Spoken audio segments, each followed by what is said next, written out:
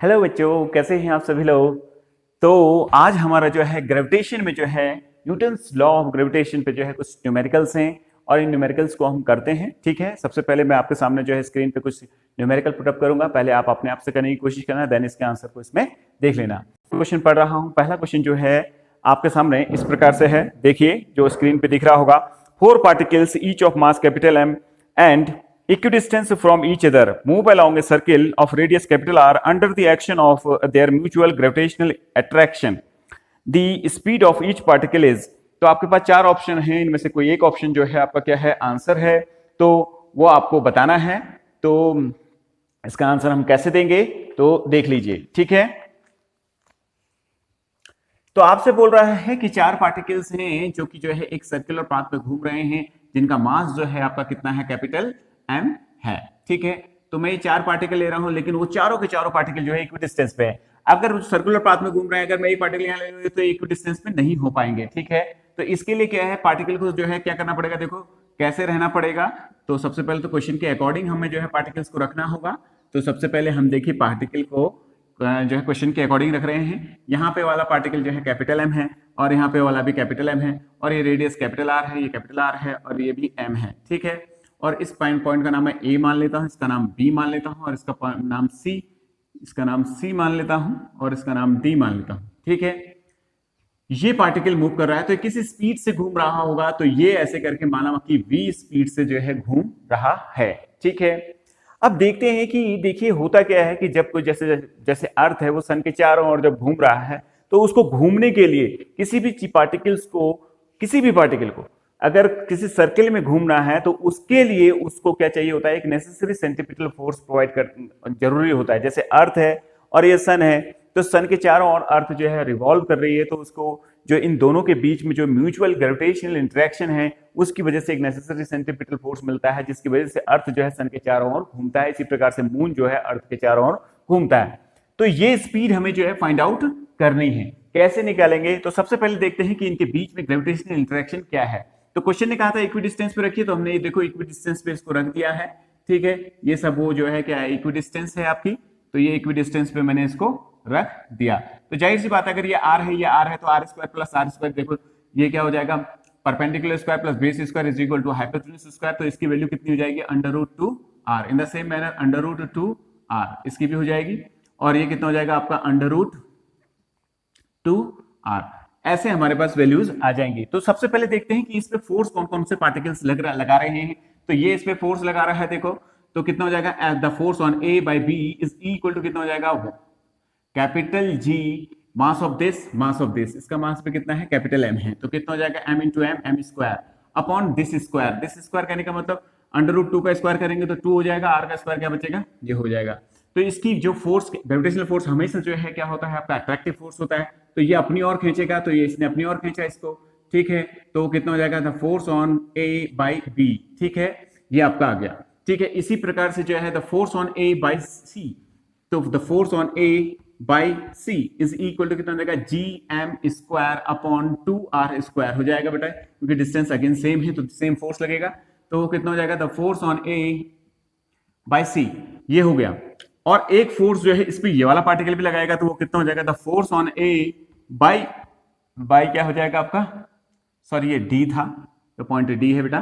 तो the force on A by C के द्वारा जो फोर्स लगेगा वो कितना हो जाएगा, G M into M that is M square upon square of the distance between them. इसके और इसके बीच में कितनी डिस्टेंस है, r plus R that is 2r का होल स्क्वायर। ये हो गया। अगर इसके डायरेक्शन की बात करें तो ये a टू b है, इसके डायरेक्शन की बात करें तो a टू d है ये आपका, और इसके डायरेक्शन की बात करें तो a टू c है। देखो देखो ऐसे करके हुआ, ये कहां की साइड होगा, f। इस फोर्स को यदि हम ध्यान से देखें तो ये कहां की साइड होगा, f, ये सेंटर है आपका O, तो f a c ये इस डायरेक्शन में होगा। तो एक फोर्स तो हमें दिख रहा है, देखो नेसेसरी सेंट्रीपिटल फोर्स हमेशा सेंटर की ओर होता है, एक तो हमें दिख रहा है, लेकिन इन दोनों फोर्स ये पूरे के पूरे सेंटर की ओर नहीं है, इनका कुछ पार्ट ही जो है इस दिशा में होगा। तो हमें तो पूरा सेंट्रीपिटल फोर्स चाहिए। तो पूरे सेंट्रीपिटल फोर्स को निकालने के लिए हम क्या करेंगे, इनके कंपोनेंट इनको तोड़ेंगे, तो इनको तोड़ते हैं बेटा। देखो ये एंगल, अगर देखो एक स्क्वायर है, स्क्वायर का ये 45 एंगल है, तो ये भी कितना होगा, 45 होगा। तो जब भी कभी किसी इस साइड का कभी भी परपेंडिकुलर चाहिए होगा तो जिसका चाहिए उससे उसमें परपेंडिकुलर ड्रॉ कर दीजिए, इससे इस पे परपेंडिकुलर, तो एक राइट ट्रायंगल बन के देखो दिस अपॉन दिस यानी कि वाला फोर्स, तो कितना दे देगा F A B cos 45। In the same manner इसका इस दिशा में कंपोनेंट कितना हो जाएगा F A B F A D D cos 45। ठीक है, ये दोनों एक दूसरे को कैंसिल कर देंगे। क्यों कर देंगे कैंसिल, देखो एफ ए बी की दोनों एफ ए डी दोनों क्या है मैग्नीट्यूड वाइज इक्वल है cos 45 cos 45, यानी कि दोनों कैंसिल कर देंगे, यानी कि ये दोनों क्या कर देंगे आपके एक दूसरे को कैंसिल कर देंगे।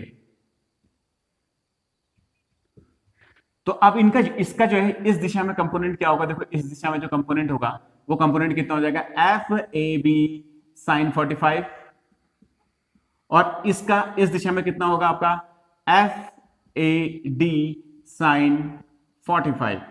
तो जो नेट सेंट्रीपिटल फोर्स प्रोवाइड कर रहा है, देखो एक ये फोर्स कर रहा है, एक ये फोर्स और ये फोर्स, यानी कि इन तीनों का सम जो है मस्ट बी इक्वल टू जो है सेंट्रीपिटल फोर्स होना चाहिए। और सेंट्रीपिटल फोर्स की जो वैल्यू है मास अगर m हो, वी वेलोसिटी से अगर वो चल रहा हो तो इतना हो जाएगा, ये रेडियस r का r हो गया। ठीक है, तो centripetal force is provided by these three force which is directed towards the centre of this circular path. तो कितना हो जाएगा, देखिए अगर हम देखें तो F A C plus F A B sine 45 plus F A D sine 45, अगर आपको ध्यान से देखें तो is equal to centripetal force कितना होता है बेटा, ध्यान से देखिए M V square upon R. The mass कितना है, इसका मास m है, और हमने कितना माना, इसकी वेलोसिटी कितनी है v है, तो v स्क्वायर अपॉन कितना हो जाएगा r के रेडियस में घूम रहा है ये हो गया आपका। अब एक एक करके वैल्यू रख देते हैं, इसमें एफ ए सी की वैल्यू कितनी है, तो एफ ए सी की वैल्यू अभी हमने निकाली है, वो कितनी है ये है, देखो तो कितना हो जाएगा G M square upon 4 R square plus, अब दूसरे को देखते हैं, ये दोनों देखो एक ही वैल्यू को रख रहे हैं तो 2 टाइम्स कर देता हूं। एफ ए बी की वैल्यू कितनी है आपकी जी एम स्क्वायर अपॉन कितना हो जाएगा आपका 2 R square into cos 45। Cos 45 कितना होता है बेटा आपका 1/√2 is equal to M V square upon R. बड़े आसानी से सॉल्व कर सकते हैं अब इसको। देखो तो अगर हम ध्यान से देखें इसमें से कुछ कॉमन निकल रहा होगा, उसको कॉमन निकालते हैं, इसको कैंसिल कर लेते हैं और कॉमन निकालने की कोशिश करते हैं। तो ध्यान से देखिए G M square upon R square common है, अंदर जो बचा हुआ वो 1/4 प्लस, अगर ध्यान से देखें इसको 1/4, इसको ध्यान से देखो जरा, ये क्या है आपका, ये लिखो जी तो एम तो निकल गया 1/√2 is equal to M V square upon R. This R, ये आर को कैंसिल कर देगा, एक एम इस एम को कैंसिल कर देगा।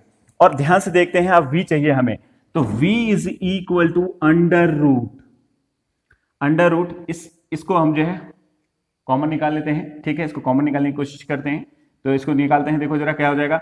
तो अगर मैं इसको देखो यहाँ मल्टीप्लाई कर देते हैं, तो इसको कॉमन निकालता हूँ जरा, तो ये 1/4 मैं अगर कॉमन निकाल लूँ तो अंदर कितना बचेगा, पहले जी एम अपॉन आर तो ये अपनी जगह पे है, 1/4 को मैंने कॉमन निकाल लिया, इसमें से इस वाली चीज में से 1/4 को कॉमन निकाल लिया, तो इसके पास 1/4 है नहीं, तो ऊपर मल्टीप्लाई हो जाएगा। ठीक है, तो अगर मैं 1/4 को कॉमन निकालता हूं इसमें से, ठीक है, यानी कि 4 से को इसमें से निकाल लेता हूं, तो 4 को अगर मैं निकालता हूं तो कैसा हो जाएगा 1 प्लस, ठीक है, और नीचे क्या आ जाएगा 1/4 आ जाएगा, नीचे क्या आ जाएगा इसके 1/4 आ जाएगा, तो कितना हो जाएगा 1/√2 into 1/4 is equal to v।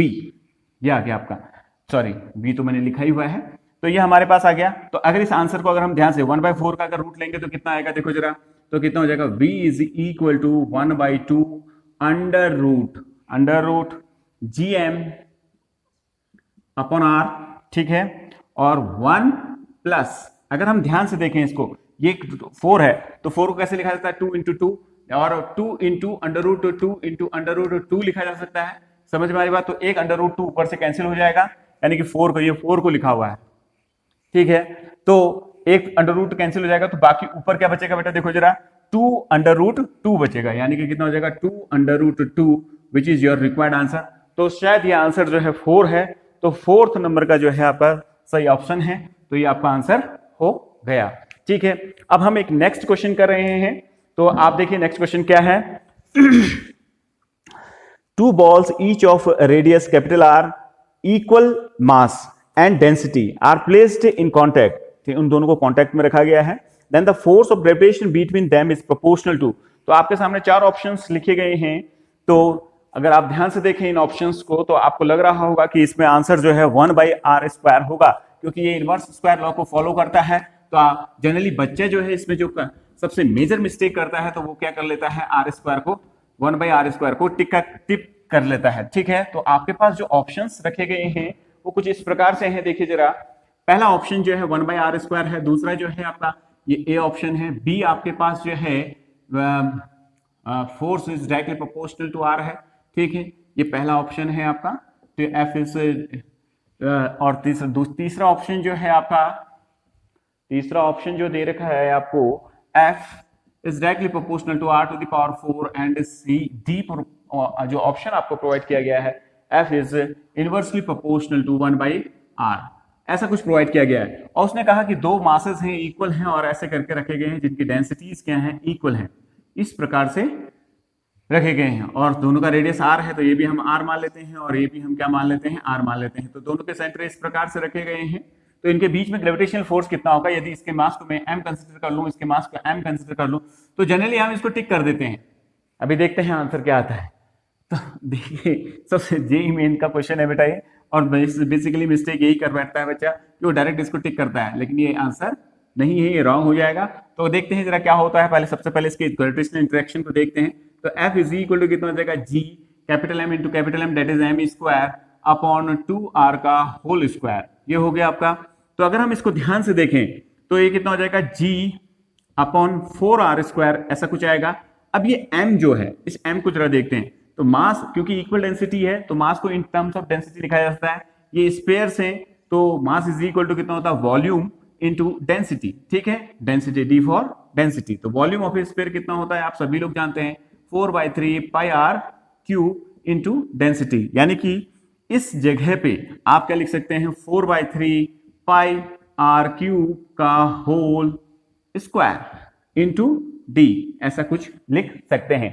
ठीक है, अगर हम इसको थोड़ा सा एडजस्ट करें और इसको लिखने की कोशिश करें तो ये 4 से एक 4 कैंसिल हो जाएगा, सिर्फ 4 बचेगा ऊपर।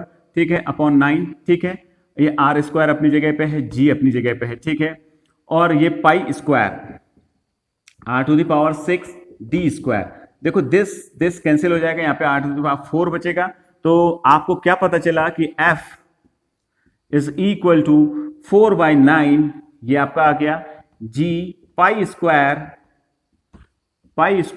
d² into r⁴। अगर ध्यान से देखें तो g अपने आप में कांस्टेंट है, पाई अपने आप में कांस्टेंट है, d डेंसिटी दोनों की इक्वल है, तो यानी कि अपने आप में कांस्टेंट है। तो ये f किसके डायरेक्टली प्रोपोर्शनल है, तो f is directly proportional to r⁴। So the correct answer is your answer C. तो बच्चों ये हमने आज देखा, तो ये बहुत ही सिंपल क्वेश्चन हमने अभी किए जो कि जेईई मेंस में आए हैं। तो ऐसे ही क्वेश्चन हम जो है आगे करते रहेंगे, आप चैनल पे बने रहें। Okay, bye, take care.